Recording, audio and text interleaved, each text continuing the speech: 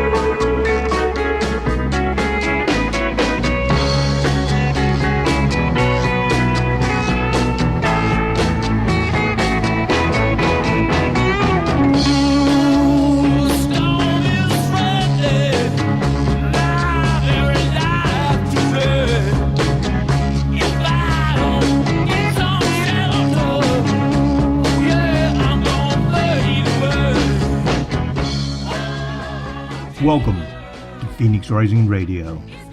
Now is the time to lift your mind higher. Now is the time to rise above. I am your host, Phoenix, and welcome to tonight's broadcast.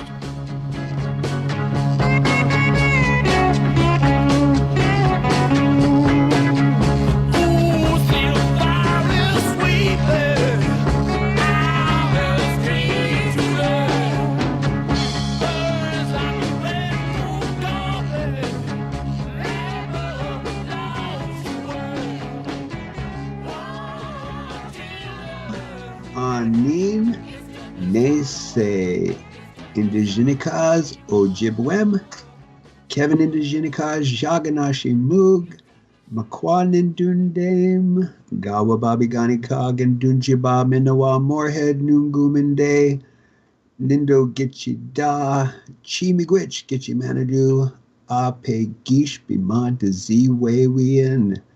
Hello and hi, everybody. It's me, NeSe. I know most of you were expecting our fearless leader, Phoenix, but Phoenix is taking it easy tonight, kicking back and relaxing with the Mrs. Phoenix.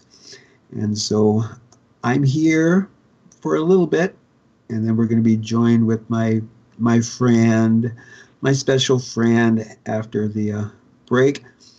But I wanted to first come out and say thank you so much for being here in the universe, because we can't have a universe without you and I. And together we get to be here for this phase of the cycles of the psychos that are going on. And boy, are there a bunch of cycles or psychos out there. So the Eagles won the Patriots. Let's get that out of the way. And I was wrong. I did pick Minnesota, but I picked Minnesota because their jerseys were purple, not because I know anything about the teams that were playing. But apparently, from what I've heard, that there were the Illuminati or Masons or Jesuits or Jews or the Blues or the Grays. I call them the powers that should not be. Trilateral Commission, CFR, the numbers, names, go and go and go. But the powers that should not be were definitely utilizing the Super Bowl halftime show for their nefarious tricks, their spells, their illusions. Unfortunately or fortunately, I was not able to watch the halftime show, which I think would be a silver lining in the fact that I am blind, that I don't get to witness this debauchery or the reinsurgence of the Roman circus, where they're placating to the distraction of us all. as long as they can keep us wrapped up in this, that, or the other thing, then we're not looking at them or they. And who could them and they be? I don't know. Humans, aliens, multi-dimensional species, I don't know. And I really don't want to spend any more time than I already have trying to find out who they are. And that's where I just came up with calling them the powers that should not be. Because unfortunately, it does seem that we are a little bit one-sided if you want to look at the perspective of good and evil.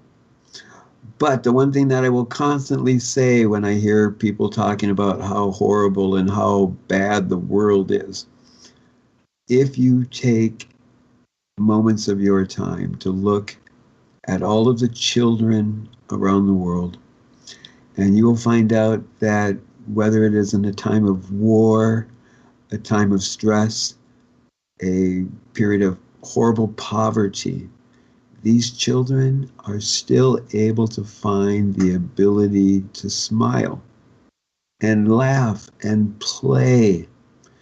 And I believe that 1 second of a child giggling can wipe out hours of a grown man weeping. And so when people want to say that the world is bad or evil, I won't agree with that. Well, maybe if you put a gun to my head. Well, I don't know. Do we deserve the bullet? I say yes, because I am a hypocrite. I try to roll in accordance with the teachings of my elders, but unfortunately this wheelchair has to have its plastic, and that plastic doesn't biodegrade. So I guess I'm not doing what I should be doing for Mother Earth or the planet. So forgive me, have pity on me for what I have not done, and I'm trying to do better. So hold me accountable for my actions, because I will not judge you for the miracle that you are in the absolute individuality and uniqueness of you. You are perfection. However, you might catch me giving you my opinion, and I claim that opinions are like rear ends. Everybody has one and they all stink. And I don't have a problem with you smelling me, because I know you're going to let me smell you. And so in my opinion, we need to do today what was better than yesterday. And if we can go to bed and ask that the Creator allow us to wake up tomorrow morning, because what we've done today is worth that awakening. And so as we join each other here today and we try to awaken ourselves, or at least try to find the right frame of mind in order to go through all of these cycles of the psychos, and the denotation of who is the psycho. Well, the definition of crazy is to do the same thing over and over again, expecting a different result. So to me, that would be psychotic behavior. And so if you are really wanting to find a psycho, I would say look this way or look in the mirror. Because sometimes we do those things, and I apologize, I said do. But we do the things that we shouldn't always be doing. There is always something else to do instead of what needs to be done. And so hold me accountable to my words, judge me on my actions, and maybe together we will be able to figure all of this out. I'm not going to be diving too much into the news as I do this every morning. I'll try to scroll through the headlines and see if I can find the distractions or what is the underlying truth within these headlines, because it's definitely little bits and pieces that they give us, and through that scrutinizing we have to come to our own truth. And in my experience or research or quest for the truth, the only truth that I've found is that I have not been told the truth. As I grew up as an American and being of Native American descent, the Anishinaabe people, or of British descent, those Europeans from the United Kingdoms, I was raised in this construct of the American dream, where I was told that I could be president, or you could be president. You can be anything you want to be in this land of equal opportunity if you qualify, if you fill out the right paperwork, and if upon hitting the enter key, the algorithm was ran and it says, yes, you should be a professional fake booker, that you should invest at least 8 hours a day on fake book and share and comment and post and hashtag. And no, I'm being facetious there. Please do not be spending 8 hours on fake book, unless of course you are getting paid to do it. However, what are you doing? Positive, negative? That's where we get that remarkable choice of what we do with our actions. But I'm kind of babbling on and babble on, but let's give you a heads up on what's going on today. Today I have a special friend that's going to be joining us after the break, and we are going to be talking about reptilians. And I titled this evening's show, Reptilians Living in the Land of the Lost. And if any of you remember, and I am dating myself, that The Land of the Lost was this enjoyable Saturday morning cartoon that shared with us the incredible adventures of a family that should not have went down the river. But they did, and some of us enjoyed it so much. I apologize, my clock did not just say the time. But Marshall, Will, and Holly, on that incredible adventure, did go down the rabbit hole in one sense or another, and we are going to be discussing that later. Phoenix did take the evening off and blessed me, or gave me the blessings of going on with the show this evening. And I'm going to just be babbling on because my timepiece, unless a little voice chimes in out of the ether on a time for me, then I'll have more of a head. About 12 minutes left. 12 minutes? Okay.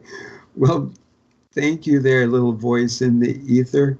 And I guess since he did speak up, we'll announce my special guest. This is Brent from Paranormal Portal. Thank you so much for watching my back.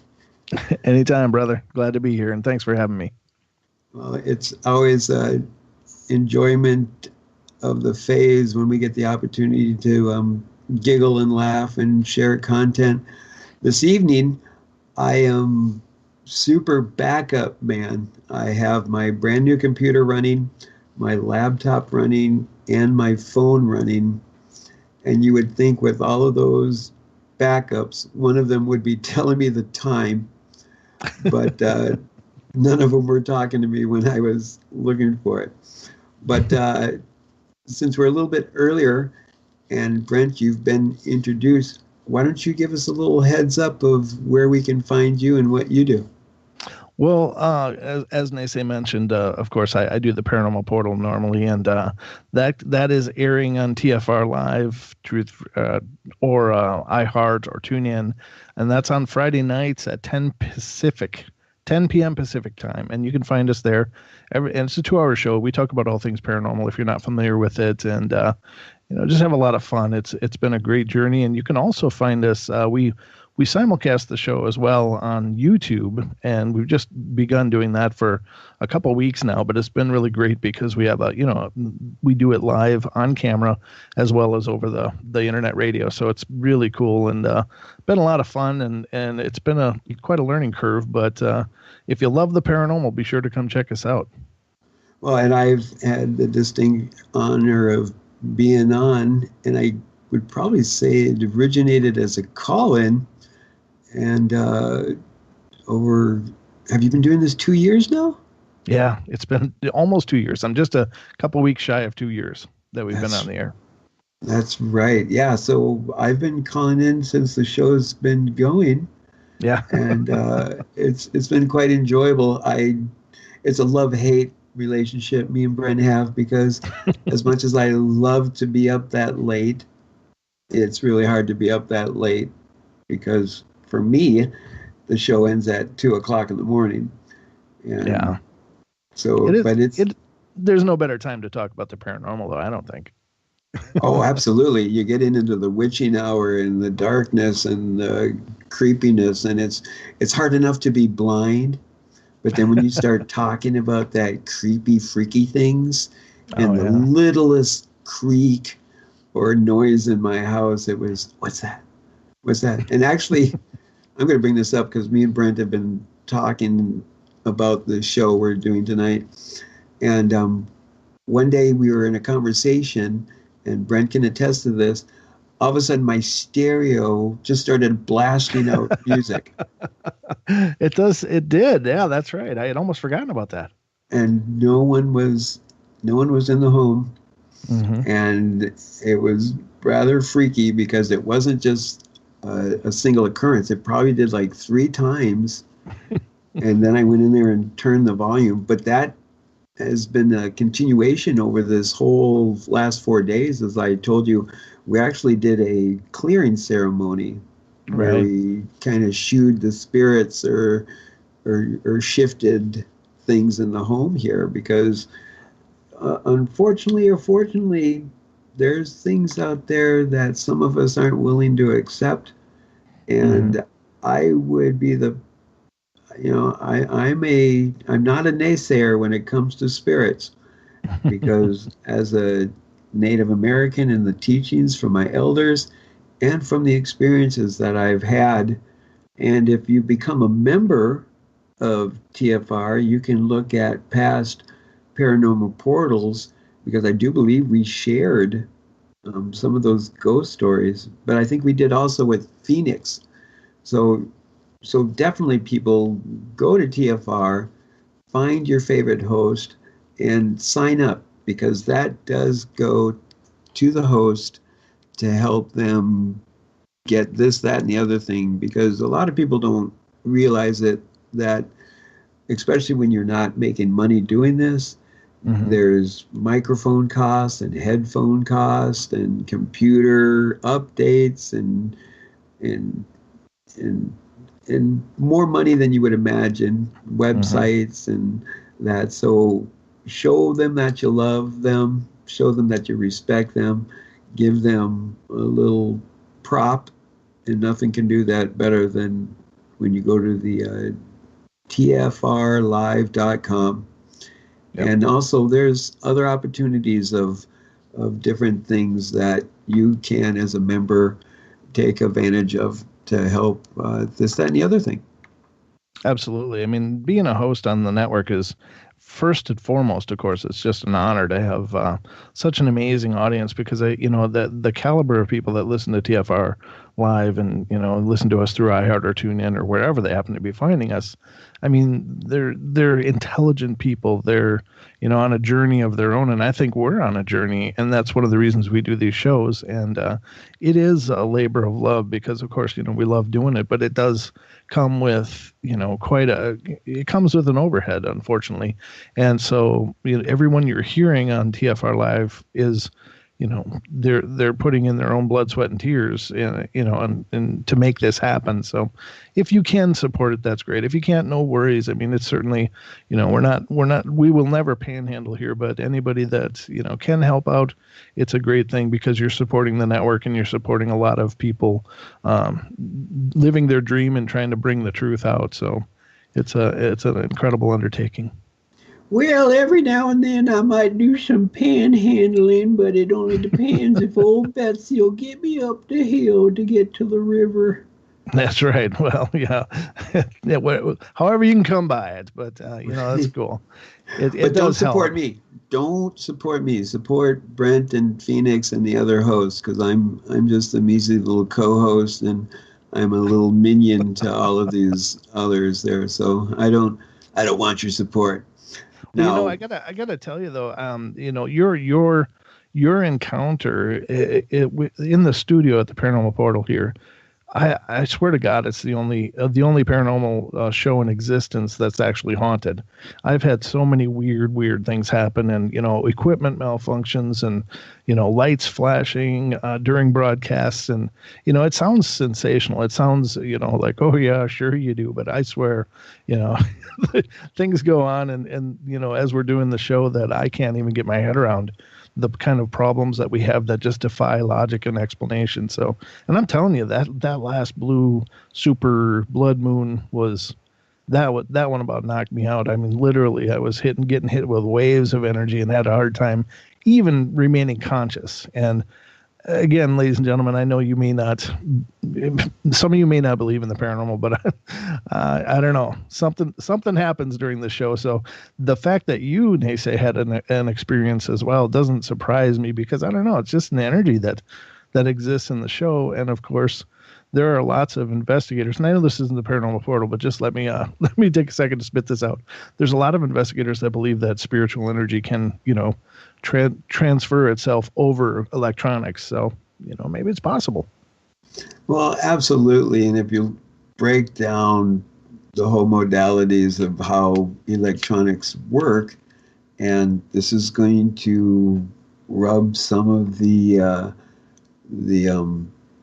proton people wrong, because if you think of your electrical outlet, there's no plug over it.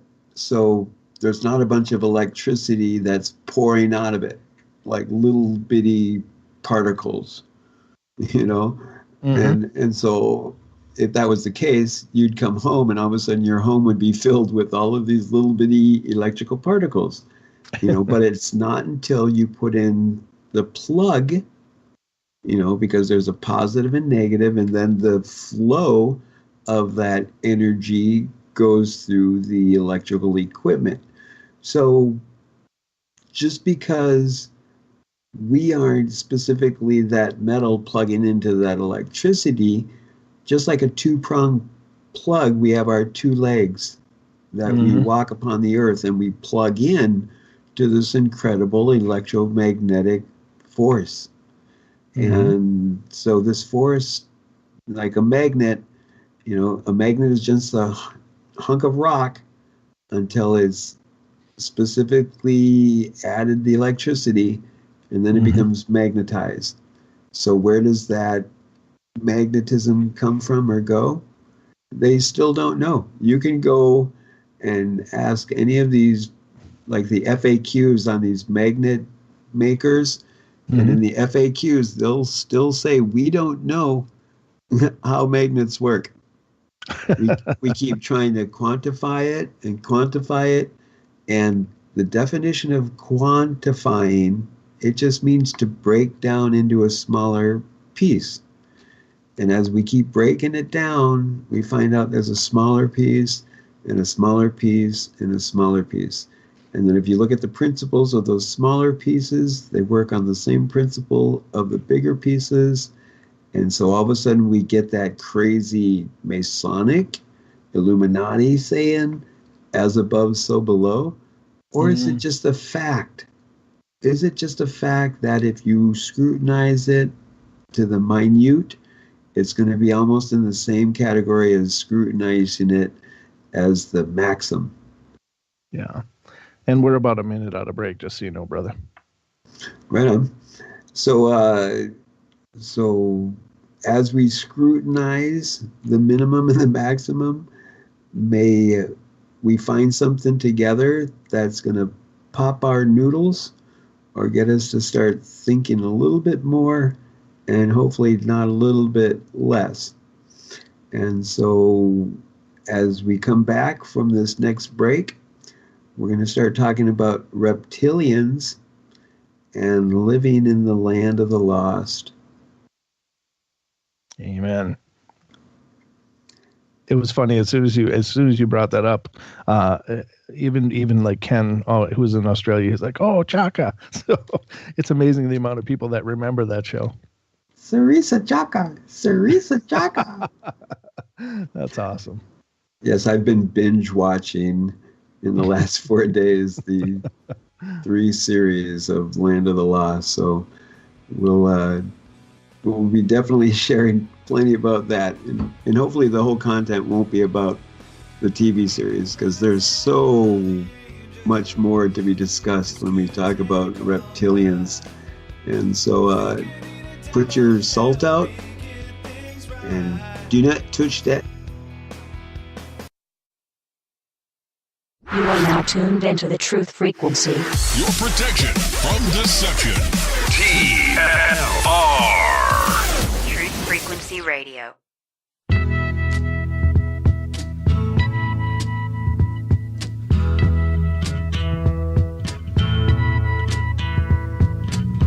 There's something happening here, but what it is ain't exactly clear. There's a man with a gun over there, telling me I got to beware. I think it's time we stop, children. What's that sound? Everybody look what's going down.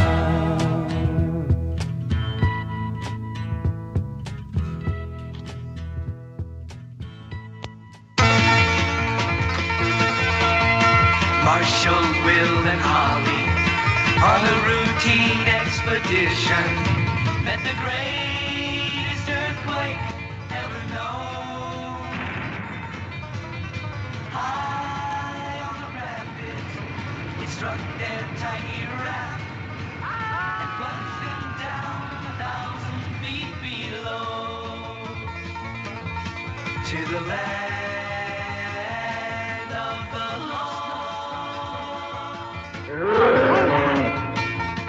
To the land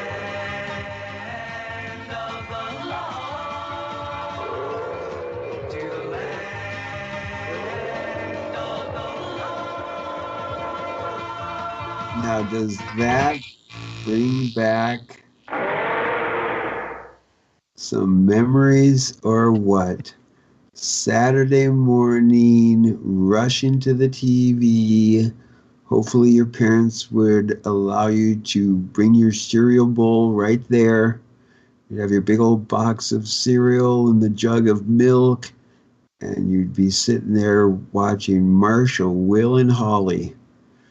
You remember that, Brent? Oh yeah, man. I woke up as early as I could every Saturday when I was a kid. It was just like, well, back then, that was like the only time there was children programming on was early morning until like noon. So I got up at like 6 a.m. and would cram in all the hours of cartoons and all that garbage as much as I could. Right. Well, a little back history about this program we're talking about specifically. It was by Sid and Marty Krofft. Mm-hmm. And they came out with a plethora of different ones. There was, of course, Land of the Lost, Dr. Shrinker, the Bugaloos, Wonderbug, The Lost Saucer, Sigmund and the Sea Monster, The Far Out Space Nuts, and the list goes on and on and on. Mhm. But at this moment, as I share these memories with my children, and I'm looking at this stuff with the eyes that I have now, Mhm. which is really funny. But it's incredible, the subliminal or subconscious programming that was occurring. So this Yeah. adds to my statements that I've said and I've heard throughout the truth movement, that through the media and entertainment, and I love it, the iconography of entertainment, detain, meant for entering. What's entering?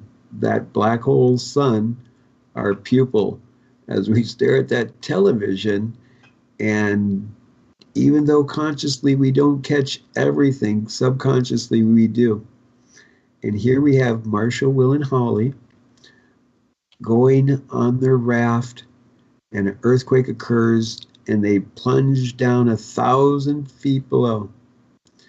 And then they wake up, and they're in a lost world, the land of the lost, where there's dinosaurs, and there's,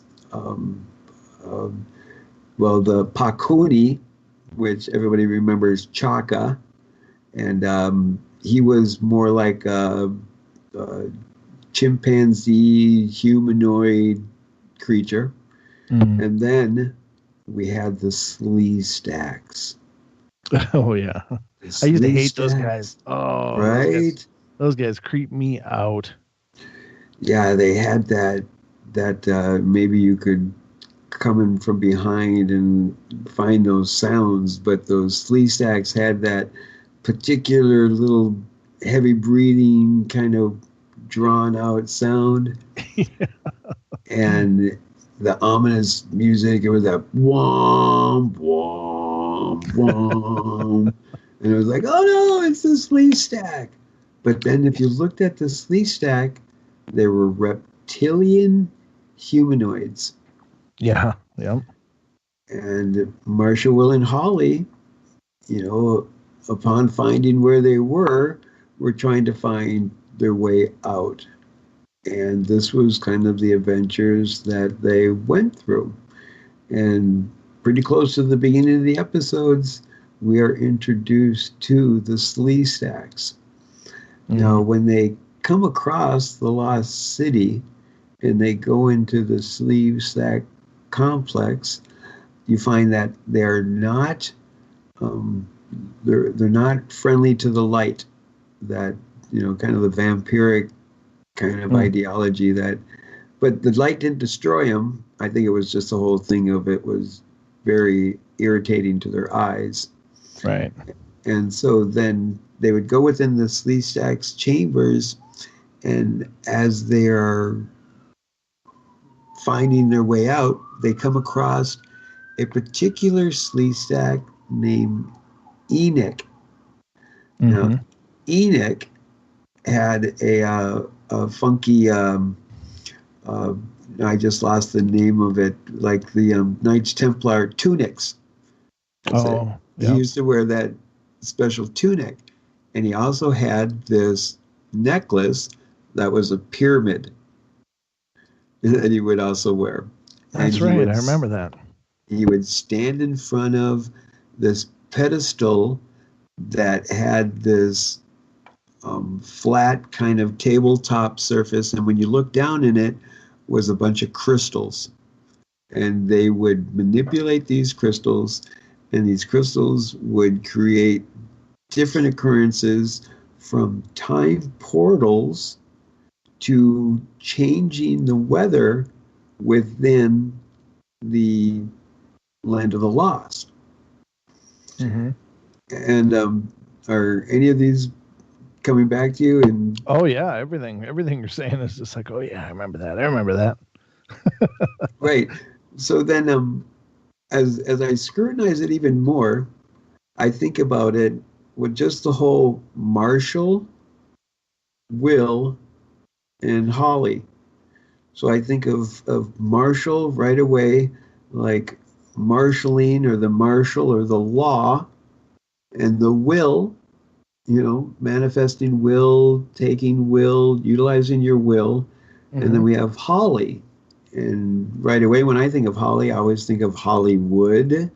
And then if people know about alchemists or wizards or witches and stuff, more times than not, their magic wands would be made from the Hollywood. So right here we have law, will, and magic.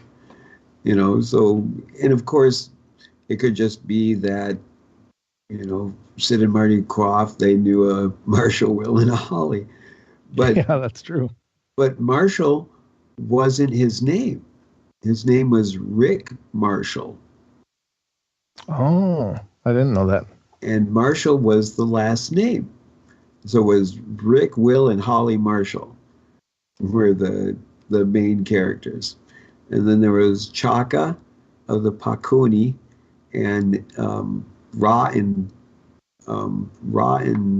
what was the other one? Ta. I think it was Ra and Ta. Yeah, that's right. His jerky brothers. Yeah. Right. Exactly. So in all of these adventures they would go through, time and time again, they would go back to the Slee Stack and these reptilians. Now, as the storyline progresses, we find out that Enoch is not a regular Sleesack, and he believes that he is the descendant of the Sleesack. But and I'm sorry for spoilers here, people. Dang it, I was going to watch that too. Right.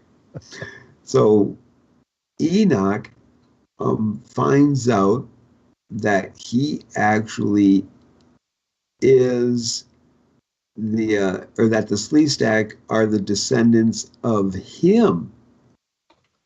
That we find out that this advanced people, these advanced people somehow screwed things up, and they're in this predicament that they are. Brent, you want to describe a little bit more of it? I'm going to take a quick drink here. Yeah, absolutely. I mean, they were essentially, it's kind of like a spin on the Journey to the Center of the Earth books, or from who wrote that? Jules Verne, or whoever wrote the Journey to the Center of the Earth. But it's same kind of context. It's just spun in that they were on a raft and they go over a waterfall and end up in this. I don't know whether it's like a dimensional thing or if it's actually kind of a play on the Hollow Earth or what it is. I don't recall, but the Sleestacks also have this technology, and I think the whole premise is that they got to figure out how to use the technology in the Forgotten City in hopes that it'll get them back home. And correct. Yeah. Well, they allude to all of those things of parallel dimensions, alternate realities, and time travel. And throughout the Land of the Lost, you will come upon these obelisks, and they're called pylons. And allegedly these pylons, they control this construct of the lost world. And going into these pylons and manipulating all of the crystals will manipulate in one aspect or another. And this is where you start finding out a little bit more of the storyline. Yeah, and I posted some of the pictures from the show into the TFR Live chat room. So if you happen to be in there, you can click on some of the links that I posted there, and you can get visual representations of what we're talking about. Well, one thing that I always found really interesting is when you look at the reptilians, now there's this commonality with them, and with other TV reptilians. Of course, it's the humanoid aspect of it, of course. But Right. there, you'll see them like in V, the series V, the movie Enemy Mine. I think I sent you some images too, Brent, where you find the same humanoid reptilian, throughout Hollywood. And I'm posting those as well. Yeah. And it's so interesting because as we look at the reptilian, then all of a sudden we start thinking of the snakes, and the dinosaurs. And in this TV series, where they're talking about, or Enoch, when he's talking about being the ancestors of the Slee Stack, it makes you wonder, could there possibly, if we're going off the theory that the powers that should not be are utilizing entertainment and the media to condition us or to even work us to their agenda, the behavior modification. So what if, this is the speculation, that while dinosaurs were ruling the earth, why would there not be a smaller humanoid like reptile that had advanced intelligence? Sure. That created these incredible civilizations. And the funny thing is, though, I mean, is if you look into the artifacts out of time or out of place, some of that controversy that's come up in apparently archaeologists have discovered things like, and for instance, one object is, and this is one that I talk about and mention quite a bit on my show, is the London hammer. And what it is, in London, Texas, this couple went walking and they found this weird rock that had like petrified wood sticking out of it, but it was almost carbonated to charcoal. And so they brought it home, and apparently they broke it open, and inside is a perfectly preserved like hammerhead, and this wood sticking out was actually the handle. And they've dated this rock to being roughly 300 or 400 million years old. So when you look at things about like alien, ancient civilizations, and you see how far back it goes, I mean, it does lend credibility to the idea that, a lot has happened here on this planet that we don't even have an idea about. We only have speculation, and, the mainstream science, of course, wants to bury these kind of things. There's screws that are embedded into rock that's millions of years old, and many different artifacts that are out of place.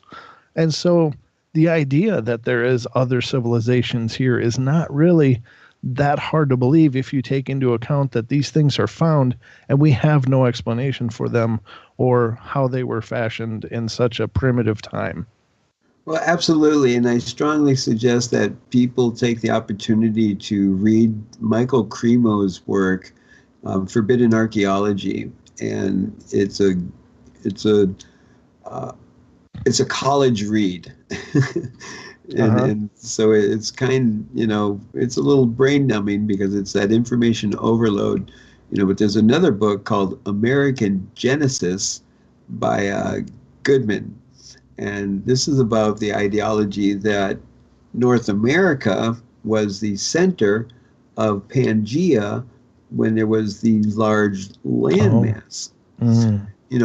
But back with this land of the lost and this ideology of, back in yesteryear being other type of intelligent creatures, whether they define what we believe as being humanoid, But the Slee Stack, and with this primitive and advanced race, they also had the ability of telekinesis and mental telepathy, and utilizing, especially with these crystals, they had the ability to mimic like at one time there was an episode where the Sleestack were acting like Will and Holly's mother, and were convincing them, because one of the things the Sleestack did is sacrifice to their god, and they had a god down in the hole, you know. And interesting enough, when Marshall was down in the hole, he met another Sleestack. And a side note, they only had enough money in their budget to make 3 Sleestack outfits.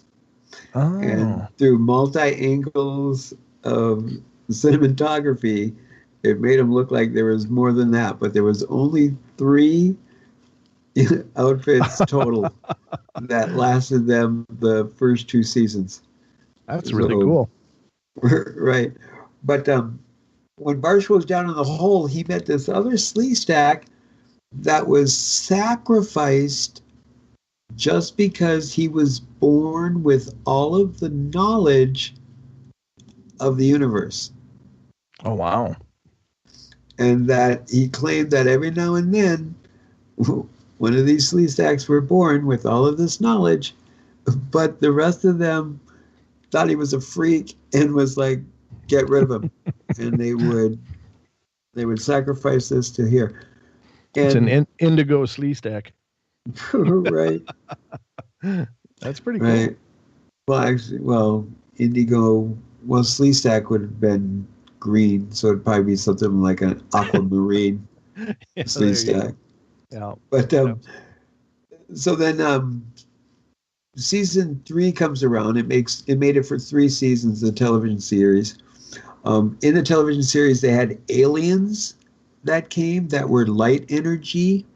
They had time travel. There was an old Union or Confederate soldier that was there, and then there also the time travel where I just forgot the guys' names, but the way they got the name for the Sleestack, according to the storyline, is that somebody who found themselves in the land of the lost before the Marshall family, he named them the Sleestack after an officer in his unit, and he fought for George Washington's company. Oh, okay. And so it'd be interesting to go back and see if there is a officer named Sleestack, or if that was just the nickname they gave. It's amazing the amount of complexity they put into this children's show. You know, that's what just blows my mind in all these plot twists and layers upon layers. I mean, my God, it was basically Star Trek for, kids.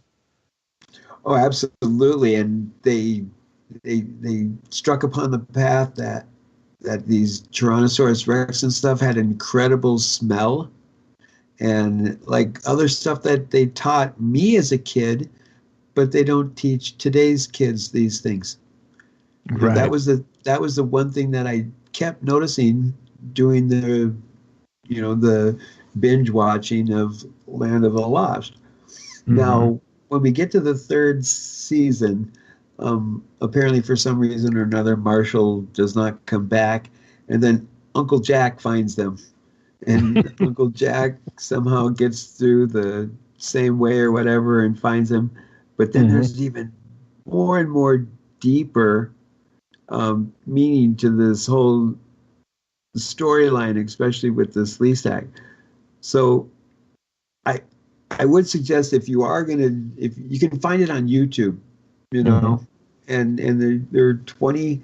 This is the other thing that's crazy. They're roughly 28 minutes. Remember when a half an hour show was almost really a half an hour? And now it's like a half an hour show is 22 minutes. Yeah, because there's so many more commercials. Yeah. Right. Yeah. Now, if you are really wanting to shut your brain off and you want to unplug and dumb yourself down, watch the Will Ferrell remake of The Land of the Lost. Okay? I I got to put that advisory out there, okay? Because I'll be the first one to say that Hollywood movies and stuff are nothing but brain numbing, brainwashing, and MK Ultra pixels in your face. Don't go to movies. But I'm just as guilty because me and my kids, we watch movies and stuff. But Sure.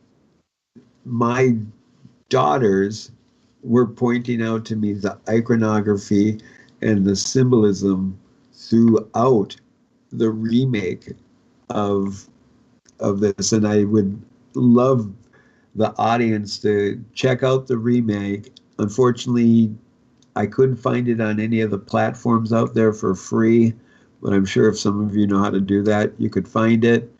You can rent it on, and I don't even want to placate to them. You can find it.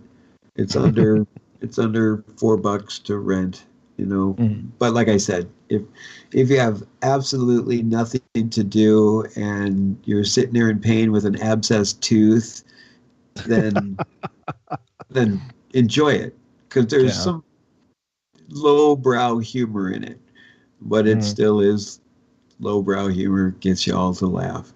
It gets me to giggle too, but the symbolism in it was so incredible, because even my daughters, and I don't know if I'm creating monsters here, but they'll point out to me now symbolisms in movies and TV series.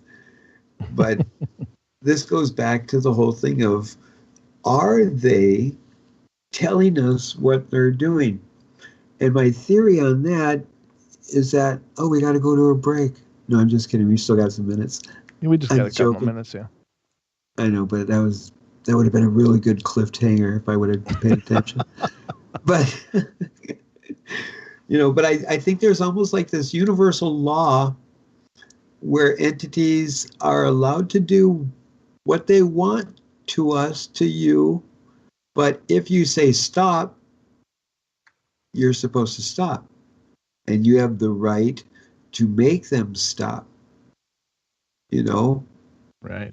And with this theory, in the media, in the songs, they're telling us exactly what they're doing, because I do believe that the technology that the powers that should not be, have is 50 plus years advanced to what we're being told. Yeah, there's the whole breakaway society thing that's been mentioned by several people, that essentially we're just spoon-fed things here on the lower level, but in the in the upper echelons, they have life-extending technology and God knows what else, but they're probably journeying the stars. Who knows? Well, it just seems too logical. It's I love this term, Ken Wielder, thank you. Simplex. That it's so simple that we silly humans of man won't accept it. And it's like, no, it can't be that simple. And we got so about 10 seconds. Ponder it. So ponder whether or not you want to hear more about reptilians, because I know you do. Hello, YouTube. I hope you're well. Spot. You are now tuned into the truth frequency. Your protection from deception. This is Truth Frequency Radio.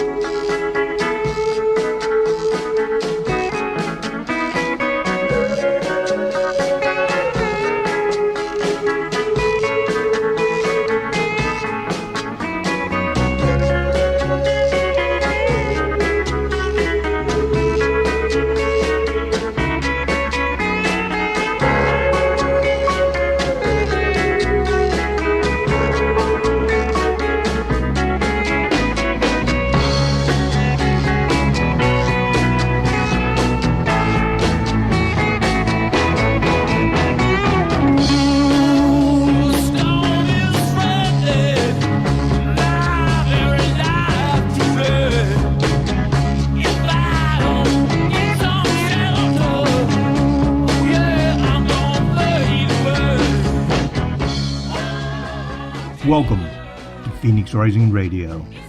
Now is the time to lift your mind higher. Now is the time to rise above. I am your host, Phoenix, and welcome to tonight's broadcast.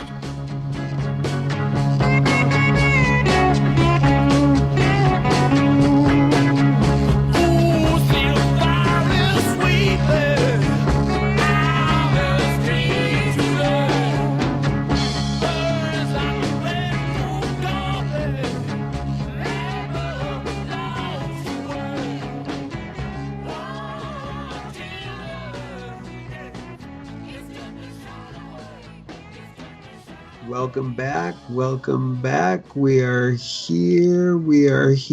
Horton, where are you? Sunrise where I am, 7:45 a.m. Sunset, 7:34, I believe it was, p.m. As I've told many of you, start paying attention to the sunrise and the sunset. As we move closer and closer to the equinox, the days are getting longer and longer, roughly between 3 to 4 minutes of added daylight, which should occur from both ends, sunrise and sunset. The time should be getting wider and wider. So pay attention, document it, because as I've been telling you, things are not what they seem. I'm still not finding answers to how our lunar month calendar has went from 28 days to 30 days in a 1 month shift. And my prediction is going to be the equinox is actually going to occur the first week of March and not on the 22nd that it claims to be. As I've stated before, the sun and the earth and the moon and the galaxy and all of those celestial bodies, they don't get into position because of our calendar. They do what they wilt. So hopefully you enjoy coming back. And here we have our special guest, Brent from Paranormal Portal. And thank you all for being here real quick. You can listen to us on TFR. You can listen to us on iHeart, on I just forgot the name of the app on my phone, the TuneIn. And hello to the chat room. I apologize, as I have many times in the past, that I'm still not with you again, but I am in spirit. And once I can figure out my technology and it can show me how to utilize being with you again, I shall be. But thank you for being with us. And let me introduce you again, the ghost men of the host men. We raise our toast. And for he's a jolly good fellow, Brent from Paranormal Portal. And everybody loves toast. Thanks for having me, brother. I'm thrilled to be here with you. Well, let's give the audience another taste if they haven't heard. Where can you be heard? We are on TFR Live at 10 p.m. Friday and Saturdays Pacific time. So whatever that means to your time zone, you'll have to sort that out. But we can also be seen on YouTube, youtube.com/Paranormal Portal. And we do a Wednesday Paranormal Portal stream on YouTube only. So if you want to check us out in the midweek, you sure can. But on Friday and Saturdays, we simulcast doing our TFR Live show as well as a YouTube stream at the same time. So we're trying to get out there and meet as many people as we can and introduce you to our world of paranormal mayhem. And it is quite enjoyable. I've listened many a times, and I'm honored to be a friend. And I really appreciate you coming on and watching my back as I'm learning to work the system. No, you're doing great, brother. And the thing Okay. is that I love doing it because for me, and that's why I started doing the Wednesday streams as well. It was just like, it's such a passion of mine to do this show do my own show, of course, and then it would be like Friday, Saturday, and then I'd have this week-long lull, and I'd feel like, I want to do some more. So we started doing the Wednesday stream, and then when you asked me to, come help you here, it's like, oh yeah, I'm all over it, because I don't know, I just love doing this. I like, getting a chance to speak and to think and to ponder new ideas and new ways to look at things. So I'm just thrilled to be here.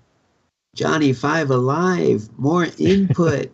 More input. Well, for me, it seems I like the output more. Putting myself out more, but it's just a good time. And there were so many wonderful people, both in the chat room and on our YouTube audience, and people have been so supportive in so many ways. And I know that Phoenix show here with you and you guys have an amazing audience as well. So it's just fantastic. And of course, it wouldn't be right unless we give a shout out to the captain, captain of the ship, Chris Gio and Cherie. Thank you. But reptilians, arg, good, bad, evil, love. What do you think? I don't know. I think that in any case, and whether you're talking about even in cases of human beings, to ever pile a whole group of something and say they're all this or they're all that, I don't think is probably fair. I think that there may be a nefarious agenda on the whole reptilian thing, and there may just be a different understanding of this world. And are they here?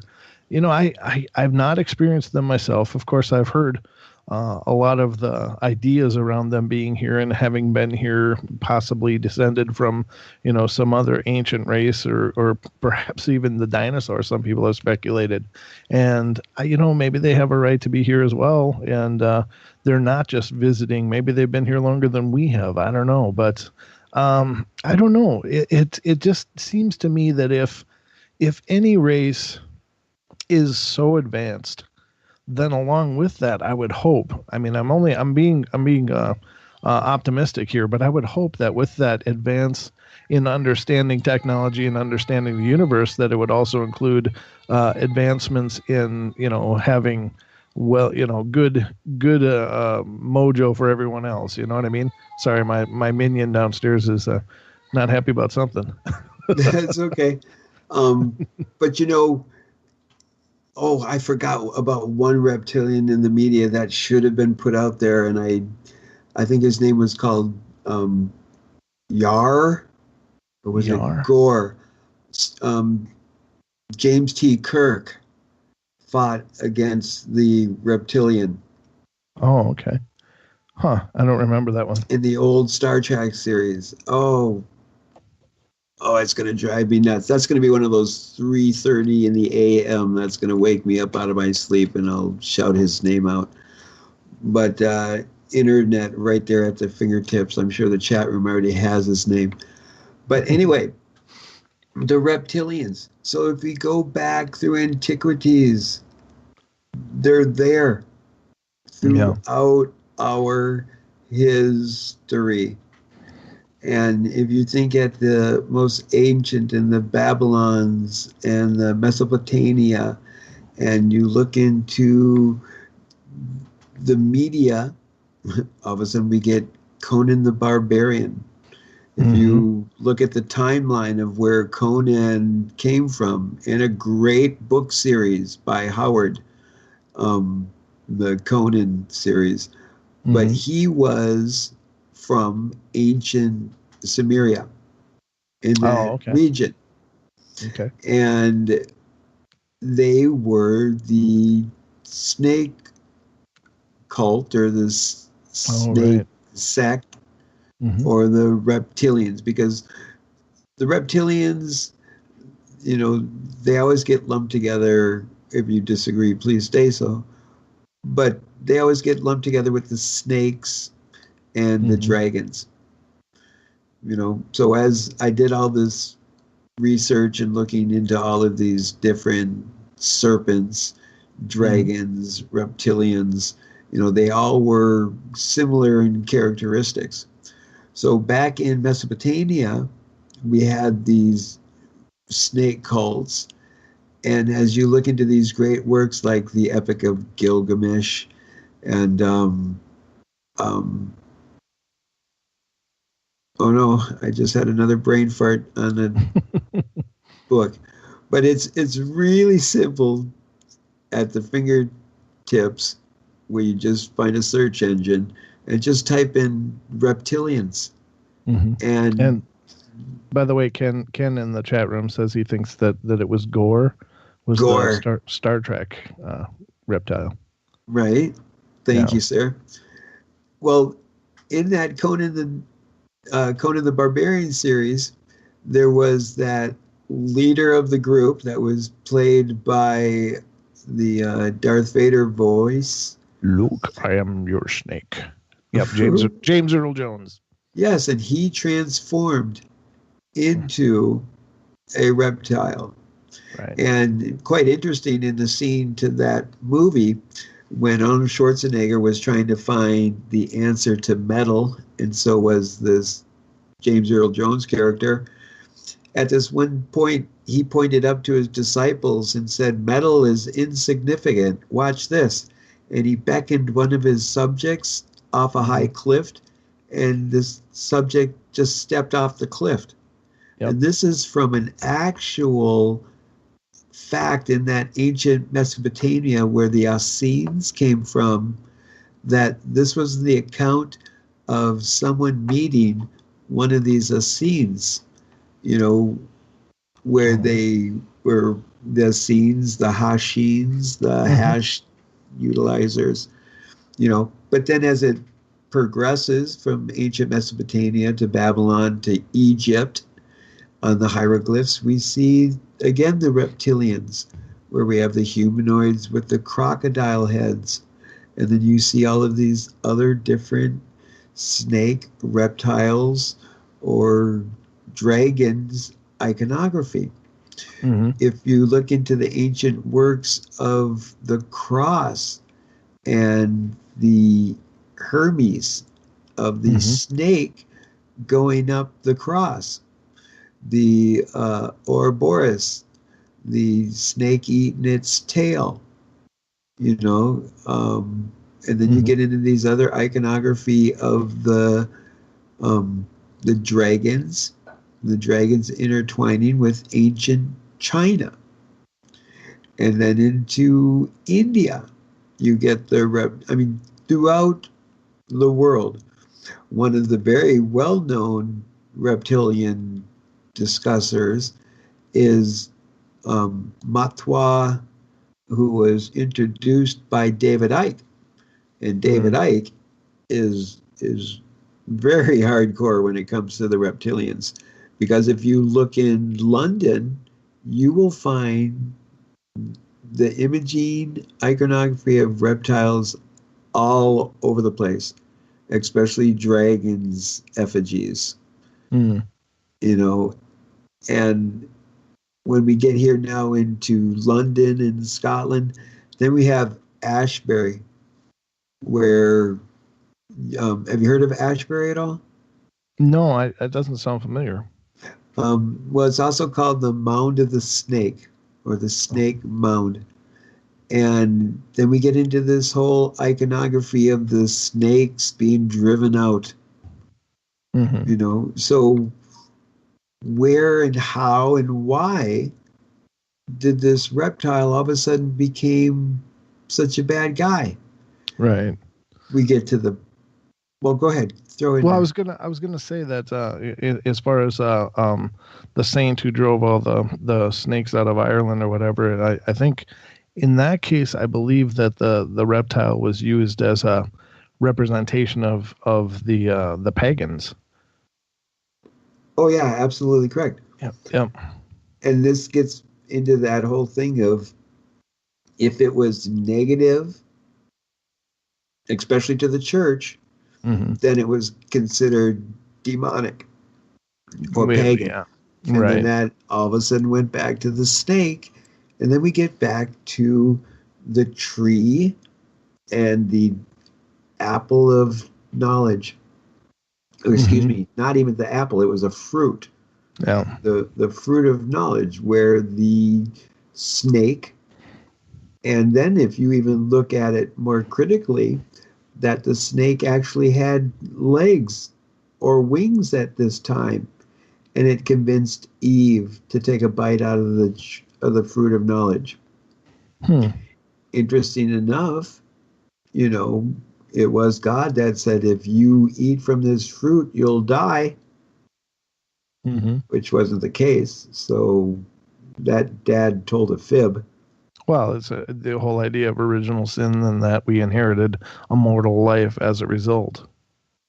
Right, absolutely. And women, I'm sorry, if you just would have not bit the fruit, birthing would not be so painful. Nice. But Yeah. that's what I was told. I don't know if there's any validation on that, but Right. yeah. But I heard cannabis is good for going through birthing, but that's another topic. Anyway, yes, the audience knows at one point or another I have to slip in the word cannabis somehow. So Ken posted a picture of that Star Trek episode where Kirk is fighting Gorn.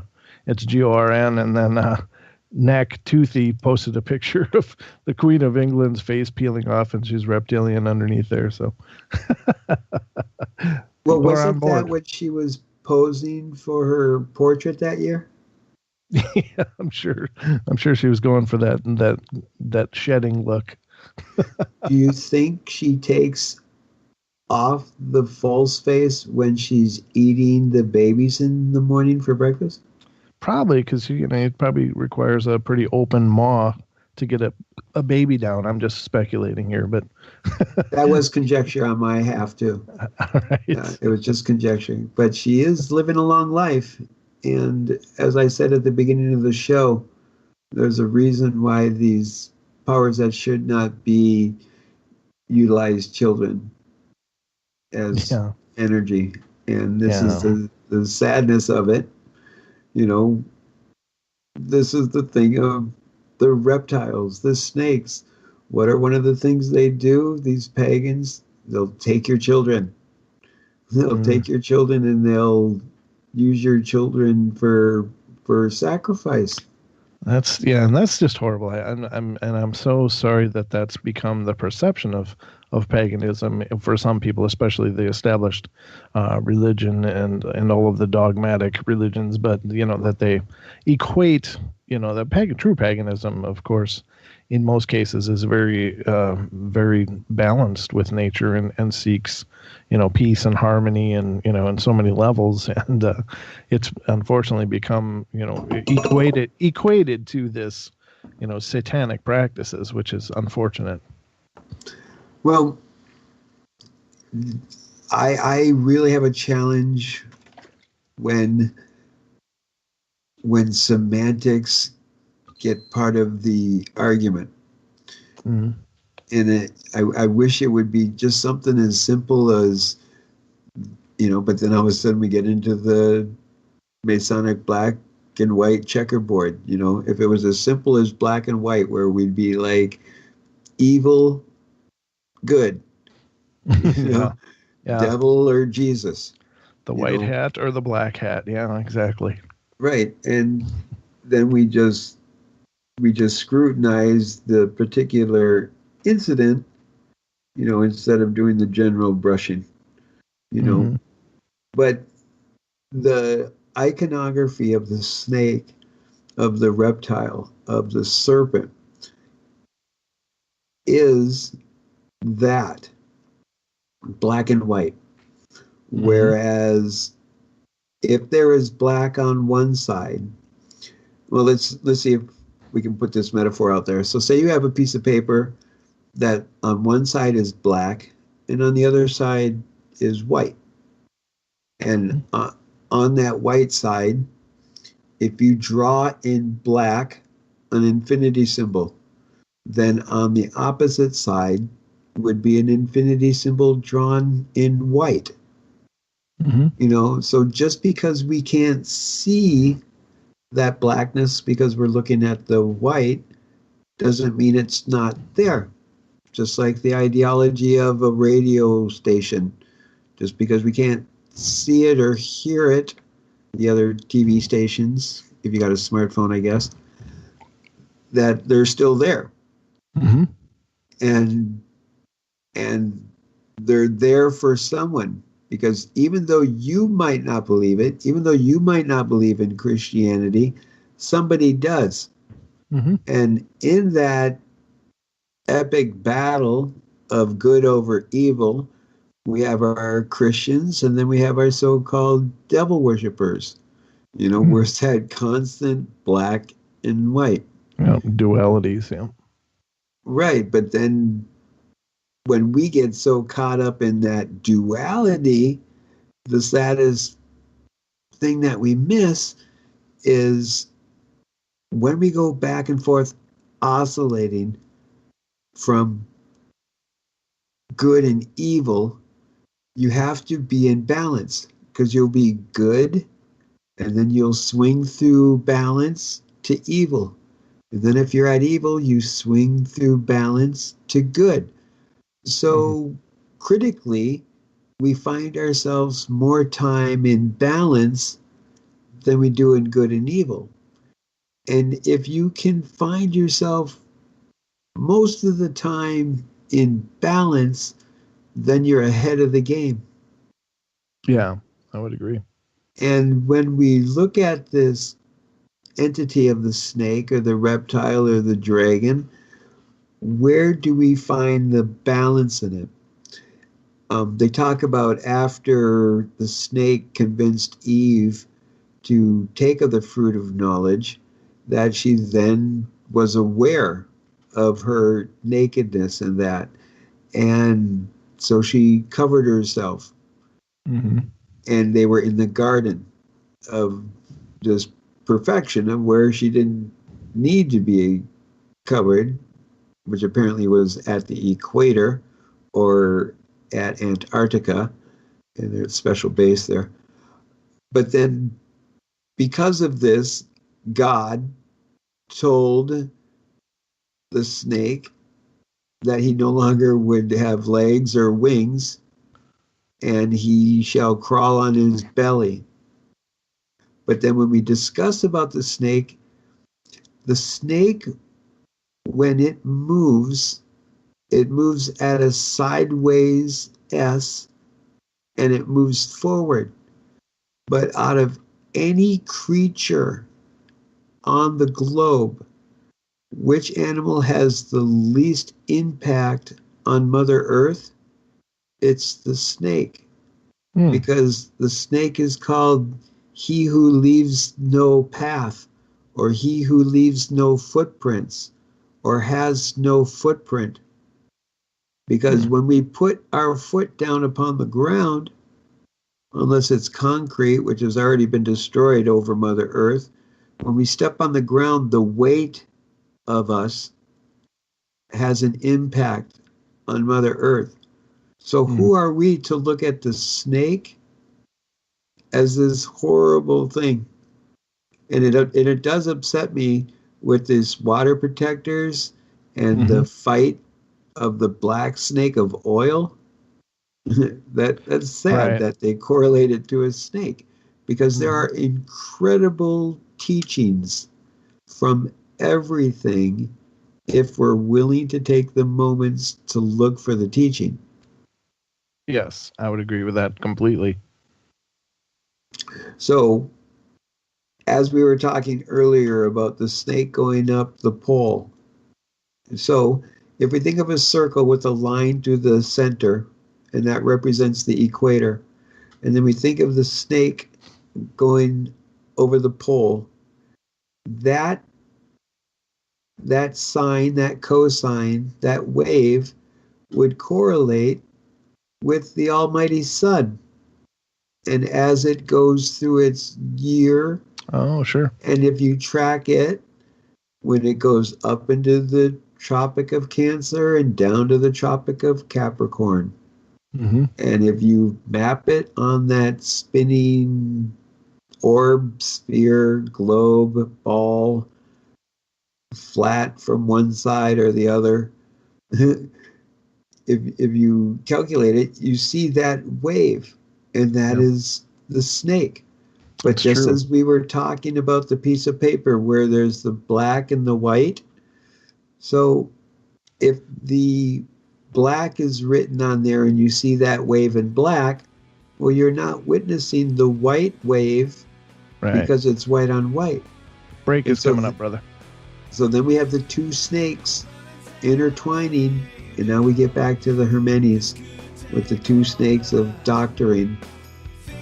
And so come back, and we'll talk more about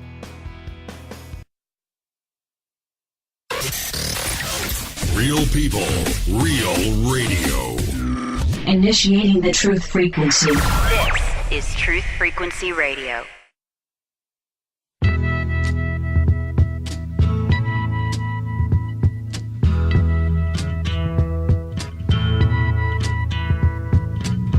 There's something happening here, but what it is ain't exactly clear.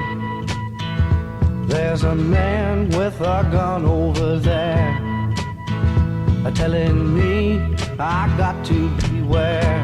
I think it's time we stop, children. What's that sound? Everybody look what's going down.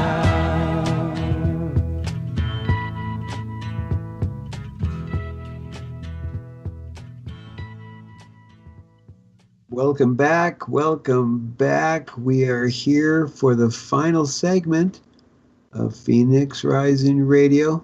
Thank you so much, Phoenix, for giving me the opportunity to do the show this evening with my buddy, my pal, Brent from Paranormal Portal.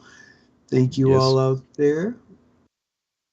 Sorry, I probably shouldn't have said your name without giving you a moment to chime in there. It's okay. Hi. But thank you for listening. Brent, if somebody wants to get a hold of you, how can they do such a thing? Well, you can certainly email me. It's paranormalportalradio@gmail.com. You can check us out on Facebook, facebook.com/paranormalportalradio. You can find us on YouTube, youtube.com/paranormalportal. Beautiful. And if you want to get a hold of Phoenix, easiest way is just to jump to tfrlive.com, type in Phoenix in the search there, and then you can find all of his other links to all of his other things that he's getting himself into. And if you want to call and complain to me, bring it on. I love criticism. Toughens up that rhino skin.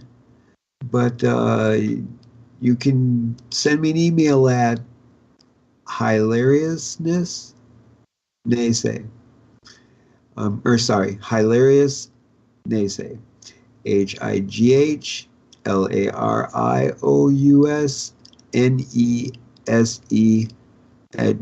HIGHLARIOUSNESE@gmail.com. Or you can check out my YouTube page, Cannabis Res Solution, REZ Solution, or Hilarious NeSe, where I use that when I do my open mic comedy, or I do when I think I'm funny, I put stuff there, and it's a little bit of the humor with conspiracy, this, that, and the other thing. But reptilians, Brent. Yes, sir. If a reptilian came up to you and said, "Rawr, rawr, rawr, rawr, rawr, rawr, rawr, rawr, rawr," how would you answer? I'm pretty sure I wouldn't be able to, because I'd have no idea what the hell that meant. But you either don't that or I'd speak just reptilian. I don't, not yet. Oh, I'm sorry, my bad. They never offered it in high school when I was doing that. So Okay, so if he came and said to you, and it's a he, but he did have a tunic on, and he said, because he wants to be with the vernacular, he's like, "Dude, I'm not evil, I'm good. However, if you were to judge us, generally speaking, we're not really good. But I don't think you guys should be prisoners. slaves, products to us. So I'm going to help you if you'll help me overthrow the bad guys, because there is some of us that are good. Mm-hmm. Then I say, what would you say to thee? So do I get the movie? Without- Do I get the movie rights? That'd be my response. Do I get the movie rights? Because this is a good story. Well, isn't that the premise of V? Wasn't there a what I couple- remember of it, yeah, they came like they were looking like us, and they're all beneficial and going to help people, and then they were like they were lizards under there. Yeah, I don't know. It's one of those things. It's something to speculate about. I guess I would always give anybody, human or otherwise, I think, the benefit of the doubt, but I certainly wouldn't let them rub me with butter or anything like that. You know what I mean? It's just one of those things. I mean, if somebody walks up to you and they say, "I'm not bad," do you believe them? Well, maybe you give them a shot anyway, but I don't know. It would probably be first he would have to catch up to me, because I'd be like, and after that we could talk, I suppose. But yeah, Scooby. Yeah, exactly. It's like, what do you do? I don't know. And if any lizard person came up to me, I would suggest they do so from wearing a cloak or something where I can't see them at first, and then start talking. Then we can get to the point where I Come with a white flag. You can deal with your reality in pieces rather than just one big lizard guy jumping out. That would don't surprise me if you are going to come, But yeah. I bring this up because I do have a hard time believing that there is all evil in something or all good in something. Yeah, me too. We have good dogs. We have bad dogs. Yeah.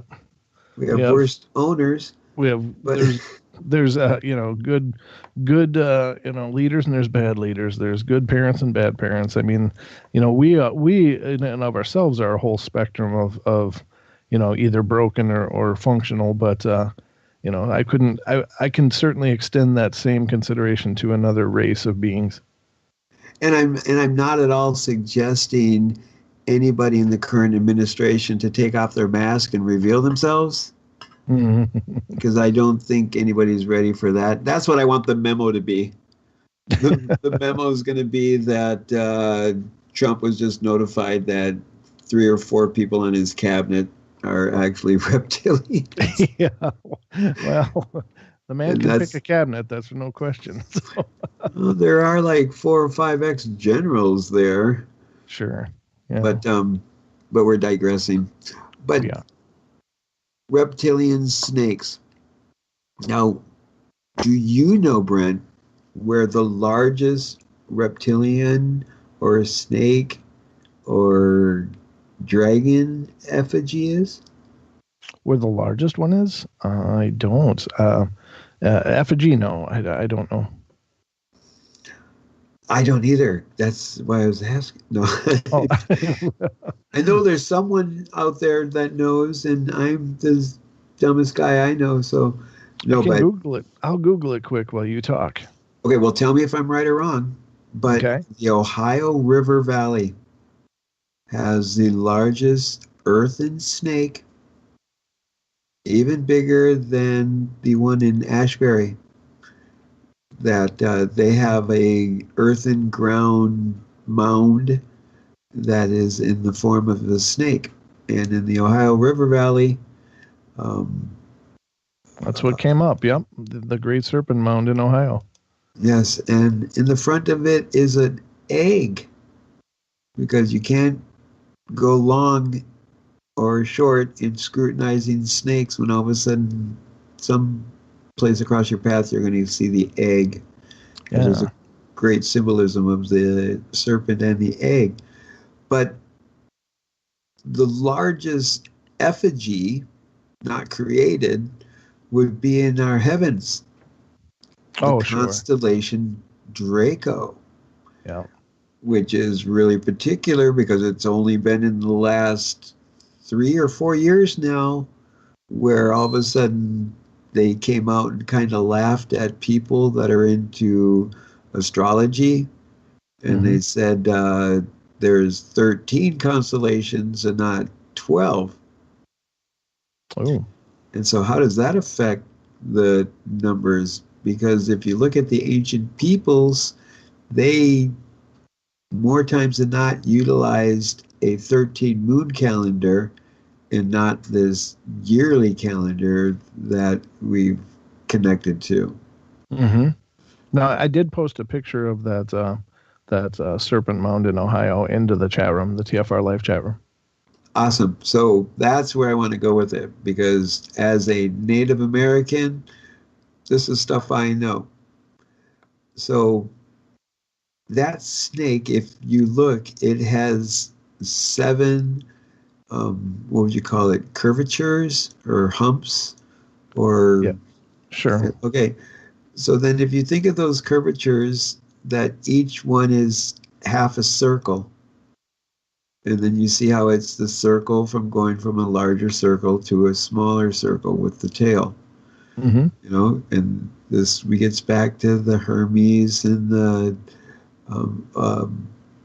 snake eating its tail. The I think I said it wrong. Earlier I called it the Aurora Bora, but I think it is called oh, dang it. It was the symbol for that TV series, Millennium.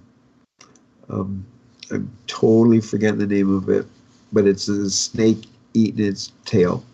Oh, okay. Right. Okay, so back to the snake mound. So if you think of where the arcs are, in the center of that arc or in the center of that half a circle, there would be a post or a pole that was set there. Mm-hmm. And depending on the moon cycle and depending on the positioning of the sun, these poles would cast a shadow. Now, back when this mound was maintained, it was covered with a shiny stone that I'm forgetting its name now too, to where they layered it to make it look like it was actually scales on the snake. Now, if you talk to some of, and this is where we get into semantics, and this is where we get into the dilution of the Native Americans' teachings, because unfortunately, because of what has occurred to the Native Americans, they don't care to share a lot of their stories because of the history. So you'll find different stories from different people, and you'll find a lot of stories that have incorporated Christianity into the Native American myths and beliefs. And this was intentionally done for the whole conversion purpose, just like when Constantine said, okay, we're all going to become Christians now, so he could get everybody together. Right. So when you ask the Native Americans, where did this mound come from? Well, I believe, and maybe this is egocentric or ethnocentric, that it was the Anishinaabe people that made these mounds. And speaking of the mounds, there's hundreds and thousands of these burial mounds. And I believe that some of these burial mounds are actual mass graves because of the devastation of disease that wiped out my people. Now, if you looked at the earliest categorization of the Anishinaabe people, they were called the Algonquian. And then if you look at the oldest maps of North America, you'll see how much the Algonquian were practically 1/3 of North America. And right through the middle of their boundaries is where Canada and America did the big divide of my people. But the snake was in accordance to the celestial bodies with the shadow. Now, the one particular point, if you don't hear anything, hear this, please, that in this cycle of tracking the celestial bodies, my ancestors, in their divination of this snake, they said, if this happens and this shadow lines up here, if that happens and that shadow lines up here, then pay attention to the full moons, because there will be an occurrence that will happen to these full moons. And once something particularly bizarre, 1 in a million marking of the cycle occurs, something so grandiose, so apocalyptic, it would maybe be called something like a once in a eclipsed full super blue blood moon. Well, I'm just saying, in an insane world, that maybe we're not paying attention enough, and maybe there is this group of people that are asking us not to pay attention, because when we're out of sync, we're out of order, and if we're out of order, we're in chaos. And if we continue that cycle of chaos, then we're denoting the definition of insanity, and this is psychotic behavior. And so if we don't make the choice to change direction, we're going to keep on this cycle of the psychos, whether of our own design or of the powers that should not be. What do you say, Brent? That was quite a mouthful there. Yeah, I was just posting the link in there as well, and I was reading the chat room. But I think that, in a nutshell, I think that I really believe this is an exciting time for a lot of reasons. I think that people are resonating to a higher frequency than ever before, or at least in our recorded history. And I think people are seeking truth, and they're seeking meaning, and they seek it in symbols, they seek it in in themselves and in their world, and we're certainly, I believe we're moving past the age of all of the deceptions, because quite frankly, I think people aren't content to live in those deceptions anymore. We just can't. We're just like, people are agitated right now. They're so highly charged, and I believe a lot of people don't know why. But I believe that it's more fundamental in that we're just emerging into more of our truth and into our true selves. And so that it's times like these when, this kind of message is really important, because I think people are looking for reason and knowledge and logic and truth and in an insane world. Well, somebody made a post or a comment, I can't remember what it was, on Facebook. And like I said, I'm a hypocrite. I go on Facebook, and they were like, I'm so excited because the days are getting longer and I can be in a better mood. And I added a comment to it, and I said, well, as it gets lighter here in the Northern Hemisphere, it's getting darker in the Southern Hemisphere. But do we become aware of that? Do we take the time, the moments to recognize that things oscillate, things get better, things get worse?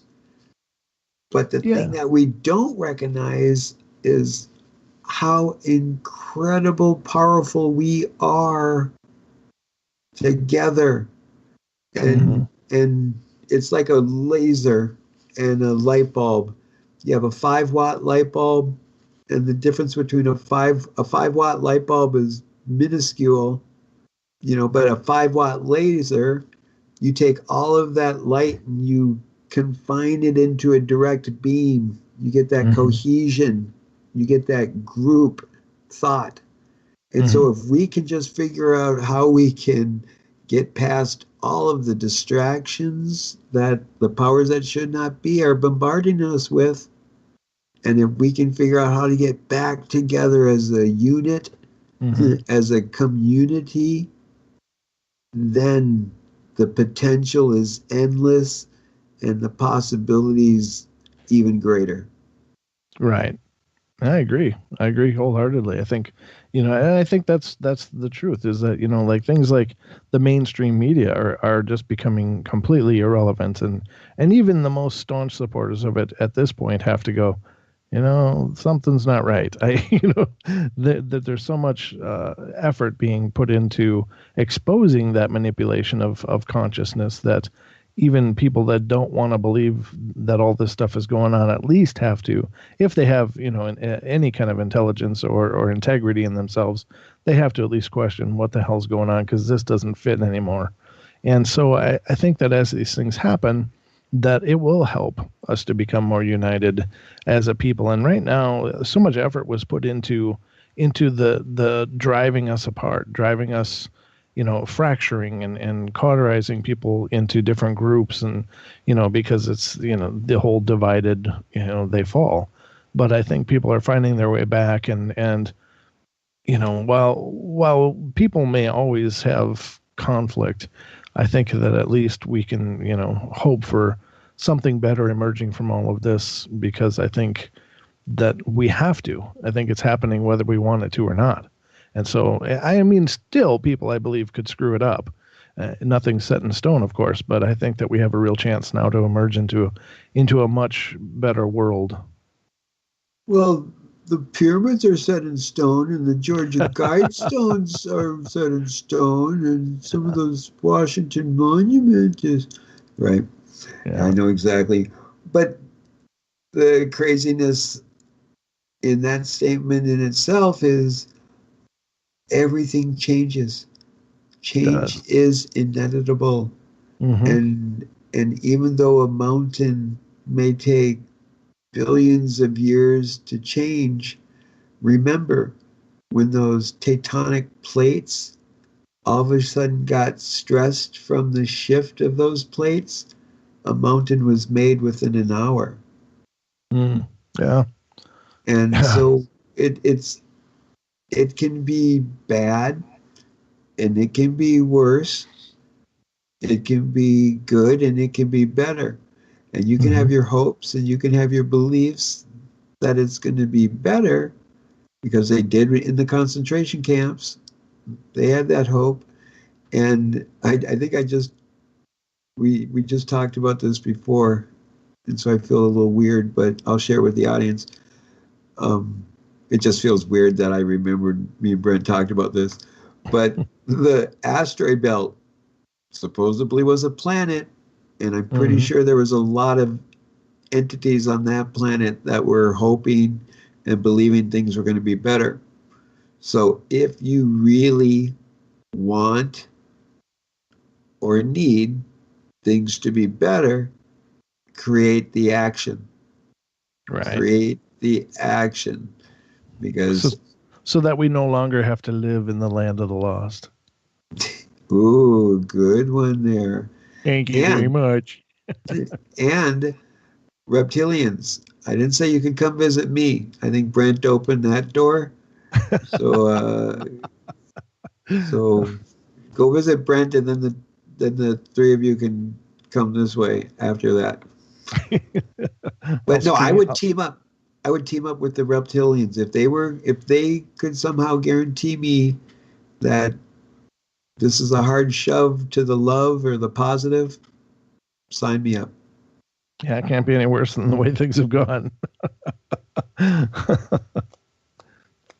I thought the economy is doing wonderful. Well, I'm just saying, historically speaking, how what a bang up job we've done as a global society so far. Well, towards the end of the show here, I'll tell you my theory on the reptilians. You I got think 2.5 minutes left, so. Okay, this will be quick. There's this galactic council of all of these entities, aliens and whatnot, and there's one alien that's sitting there going, and it's saying, those silly humans, they'll get it. They'll raise their consciousness. They can join us all. And then there's another one that's going, and they're like saying, no way. They're like a virus. Let's not let them leave their planet. And then there's the reptilians in there. And it's, they taste like chicken. We'll take care of them. Ooh. So I'm an hors d'oeuvre. Is that what you're saying? Yes, but some of them are vegetarians. Oh, good deal. Yeah. Some of them are vegetarians, and they found that meat substitute made there in that great restaurant in San Diego called Spitz is delicious. Outstanding. But thank you, Brent, for being here tonight. How can we get a hold of you again? Yeah, check me out on Facebook, Paranormal Portal Radio. Check me out on YouTube, youtube.com/Paranormal Portal. And find us here on TFR Live every Friday and Saturday night at 10 p.m. Pacific time. So we can find the Paranormal Portal then.